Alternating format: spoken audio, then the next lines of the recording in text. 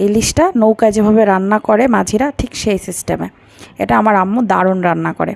খুব সিম্পল একটা রেসিপি, খুবই সহজে আপনি চাইলে অল্প কটা ইনগ্রিডিয়েন্ট দিয়ে বাসায় রান্না করতে পারেন। সরিষার তেলে পেঁয়াজটা ভালো মতো ভেজে নিয়ে তার মধ্যে কাঁচামরিচ, পেঁয়াজ বাটা, হলুদ এবং মরিচ গুঁড়া, লবণ দিয়ে ভালো মতো মশলাটা কষিয়ে নিতে হয়।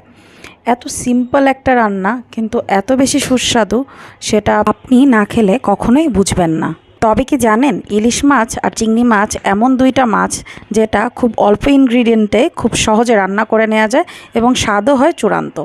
তো মশলা কষিয়ে নিয়ে মাছগুলো সুন্দর মতো বিছিয়ে দিলাম। এরপর ঝোলের পানি অ্যাড করে এটাকে কষিয়ে নেব, বেশি না, হাতে গোনা 15 থেকে 20 মিনিট।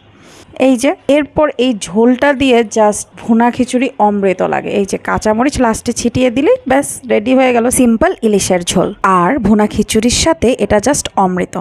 Thanks for watching.